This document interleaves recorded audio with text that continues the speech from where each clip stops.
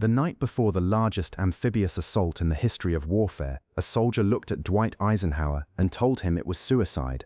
Not in private, not in a whisper, in front of other men. The soldier was a paratrooper, a sergeant in most accounts. A man who had been through the training, who had studied the operational plan, who understood what jumping out of an aircraft at night over a heavily defended coastline into unknown terrain with no guarantee of landing anywhere near his objective actually meant in practical terms. He had done the math, and the math had produced a word: suicide. What Eisenhower did with that word, what he said, what he did not say, and the choice he made in the silence between the accusation and the answer, is the subject of this story, not because the story changed the outcome of D-Day. The operation launched regardless, the beaches were taken, the war moved toward its end, but because the moment tells us something about Eisenhower that the history of the campaign, with its maps and its casualty figures and its strategic assessments, does not. It tells us what he was made of when the truth was sitting directly in front of him and he could not look away from it. June 5, 1944, Greenham Common Airfield, southern England. The 101st Airborne Division was preparing to board their aircraft. The men had been briefed. The equipment had been checked. The faces had been darkened with camouflage paint. The photographs that would become some of the most famous images of the war were being taken, though nobody present could have known that. Eisenhower had come to see them off. He was moving through the assembled paratroopers the way he always moved through assembled troops, without ceremony, without the careful management of access that senior commanders typically employ, stopping to talk, asking questions, listening to answers. He had been doing this throughout the war. He trusted what he saw more than what the reports said. He believed that the condition of the men in front of him told him things that no document could. What the men in front of him that evening told him was not entirely reassuring. The paratroopers of the 101st were going into something that, by any honest operational assessment, was extraordinarily dangerous. They were going to jump at night into territory they had never seen in daylight, into drop zones that German forces had flooded by opening the locks on the rivers of the Cotentin Peninsula, into an operation whose success depended on scattered men finding each other in the dark and assembling into functional units before the Germans could respond. Air Chief Marshal Lee Mallory had put the anticipated airborne casualties in writing, 60 to 70%. He had delivered the assessment in person in a meeting that Eisenhower later described as one of the most difficult of the entire war. Not because the numbers were surprising. The intelligence on German positions in the Cotentin Peninsula had been building toward a picture that was not encouraging, but because Lee Mallory was not a man given to exaggeration. He was precise, methodical, experienced. When he said 60 to 70%, he meant it as an estimate rather than a provocation. He believed it. He had put it in a memo so that the record would show he had said it. He had asked Eisenhower to cancel the drops. Eisenhower had sat with the memo for a long time. He had asked Eisenhower to cancel the drops. Eisenhower had overruled him. The strategic logic was sound. The flanks of the beachhead needed to be secured. The causeways needed to be held. Without the airborne operation, the seaborne forces would be funneled into killing grounds that the Germans had designed precisely for that purpose. The logic was sound. The logic did not make the individual soldier's calculation any less terrifying. The sergeant found Eisenhower in the middle of the crowd, or Eisenhower found him. The accounts vary on this point, as they vary on many of the details of an evening that nobody had planned to be historic, and that therefore nobody had been carefully recording. What is known is that by the time the exchange happened, Eisenhower had already been at Greenham Common for a significant period. He had moved through hundreds of men. He had stopped dozens of times. He had asked names and listened to answers and signed things and shaken hands and done everything that a supreme commander does when he has run out of operational decisions and is left only with the human dimension of what he is about to set in motion. He had looked at a lot of faces.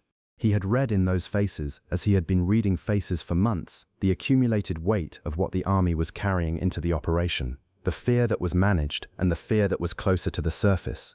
The men who were holding together and the men who were holding together with less margin than they appeared.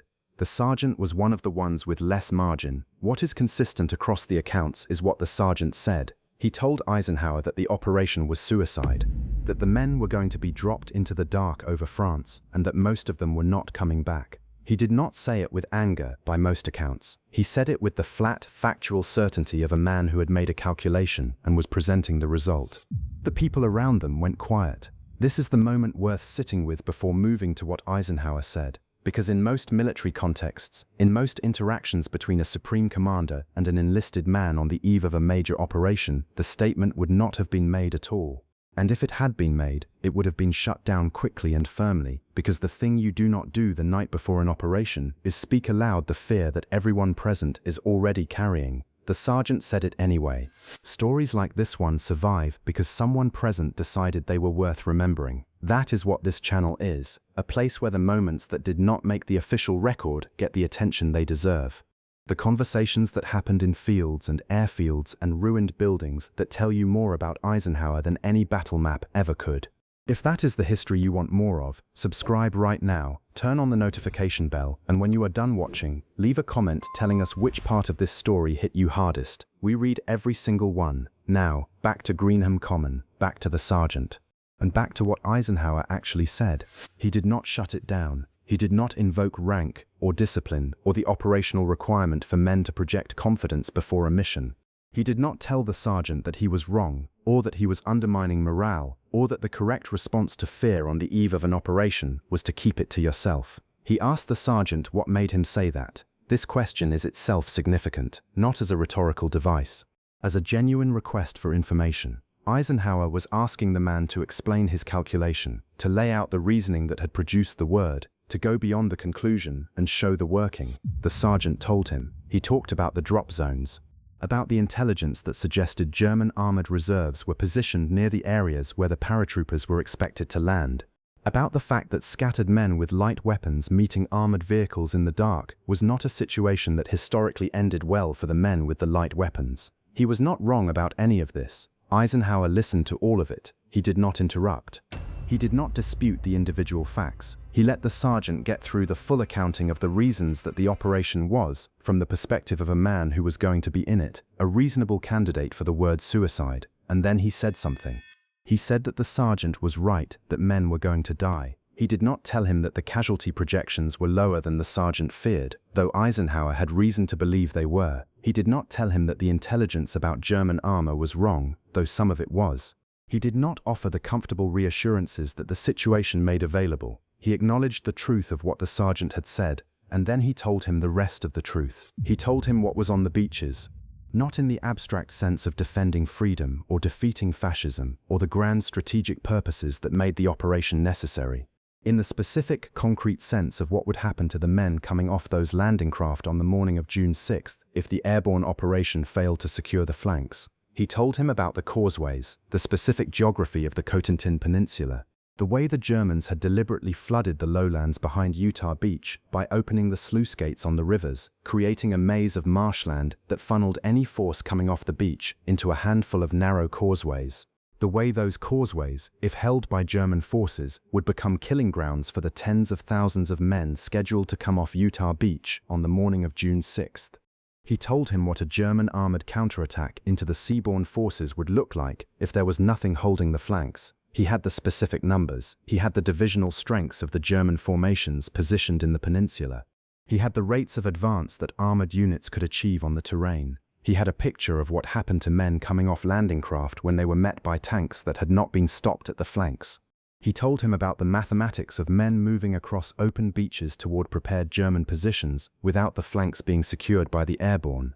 He told the sergeant that the men who were going to die on those beaches if the airborne failed to do its job outnumbered the men who were likely to die in the airborne operation itself. He was telling the sergeant that the calculation he had made was correct as far as it went, and that it did not go far enough. The sergeant was quiet for a moment. Then he said something that the accounts record with the specificity that marks a detail accurately remembered rather than reconstructed. He said, "I didn't think about it that way." Eisenhower told him to think about it that way, not as a command, as a request, almost as a gift, the gift of a frame large enough to hold the cost of what was being asked and the reason for asking it simultaneously. Because this was the thing that Eisenhower had been living with since he wrote the letter accepting personal responsibility and put it in his pocket. The letter that said, "If this fails, it is my fault." The letter that existed because Eisenhower understood that the man who makes the decision that costs other men their lives is obligated to carry that cost personally rather than distributing it across the institutional machinery of command. He was living with the sergeant's calculation every hour of every day. He had been living with it for months, in the specific, inescapable way that a commander lives with the knowledge of what he is sending people into, not at a distance, in the immediate foreground of everything. In the morning briefings and the afternoon planning sessions and the late nights when the staff had gone to bed and the maps were still on the table and the numbers were still the numbers and the decision had been made and there was nothing left to do but live with having made it. The difference between Eisenhower and the sergeant was not that Eisenhower was unafraid of the cost, it was that he had access to the full scope of what the alternative cost looked like. He had both sides of the ledger. The sergeant, standing at Greenham Common with his equipment checked and his face painted and his aircraft waiting, had only one. He gave the sergeant that access. In the 45 seconds or 2 minutes or however long the exchange actually lasted, Eisenhower did something that is rarer than it should be in the relationship between commanders and the men they command. He told the truth, not the reassuring version. Not the version that made the sergeant feel better about what he was about to do, the full version. The version that included the acknowledgement that the sergeant's fear was correct and the reason for going forward anyway, and the weight of both of those things held simultaneously in the same honest account of what was happening. The sergeant nodded. By the accounts that survive, he said something along the lines of, "I understand, sir," and then he went back to preparing to board his aircraft. Eisenhower continued moving through the crowd. He signed jackets. He shook hands. He looked men in the eyes and said the things that a commander says when words are what he has left to offer. He watched the planes take off. He stood on the tarmac until the last one disappeared into the dark.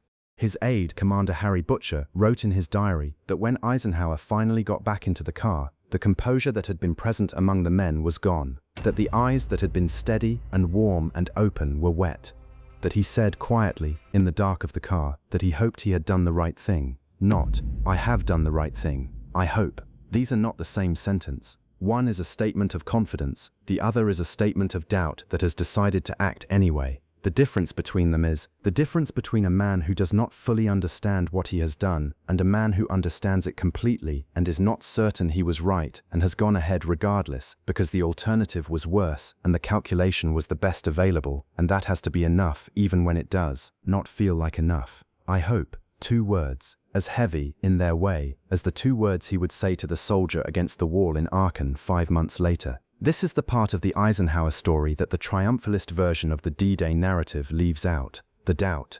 The genuine, real, unresolvable doubt that a man carries when he has sent other men to die on the basis of a calculation that was the best available and might still be wrong. He had told the sergeant the truth. He had given him the full accounting. He had been honest about the cost and honest about the reason for paying it. And then he had gotten in his car and hoped he was right. The airborne operation did not produce the catastrophic casualties that Lee Mallory had predicted. The 60 to 70% loss estimate proved wrong. The 101st Airborne secured the causeways at the western end of Utah Beach. The 82nd established positions that complicated German responses to the landings. The operation was, by any fair assessment, a success. The sergeant, and here the record is incomplete in the way that the records of individual soldiers in the middle of large operations tend to be incomplete, is believed to have survived the drop. What happened to him afterward is not fully documented.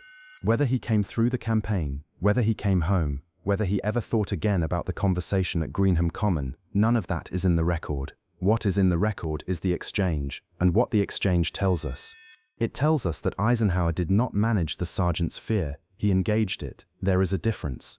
Managing fear means finding ways to reduce it, to reframe it, to distract from it, to provide the emotional support that makes a frightened person feel better without necessarily addressing what they are frightened of. It is a skill. It is not what Eisenhower did. Engaging fear means taking it seriously, treating it as information rather than as a problem, following the fear back to its source and examining whether the source is real, and if it is real, what the correct response to it actually is, not the reassuring response, the correct one. It is harder than managing. It requires the person doing it to be willing to sit in the discomfort of the fear alongside the person feeling it, rather than at a safe clinical distance from it. It requires the acknowledgement that the fear might be pointing at something true, that the thing the frightened person has identified might actually be there. Most leaders cannot do this, not because they lack the intelligence or the compassion, because doing it requires accepting the possibility that the person expressing the fear has seen something that the leader has not adequately reckoned with. And that possibility is uncomfortable in a way that the institutional role of leadership is specifically designed to protect against. Eisenhower did not protect against it. He walked toward it. Eisenhower sat in it with the sergeant. He sat in the truth of what the sergeant had said, that men were going to die, that the operation was dangerous, that the individual calculation of risk for a paratrooper jumping into the dark over France was not favorable, and he did not try to make that truth smaller. He made the frame larger. He gave the sergeant enough context to hold the cost and the reason for the cost in the same view. He did not tell him it was not going to hurt. He told him why it was worth hurting. The sergeant had come to Eisenhower with a conclusion.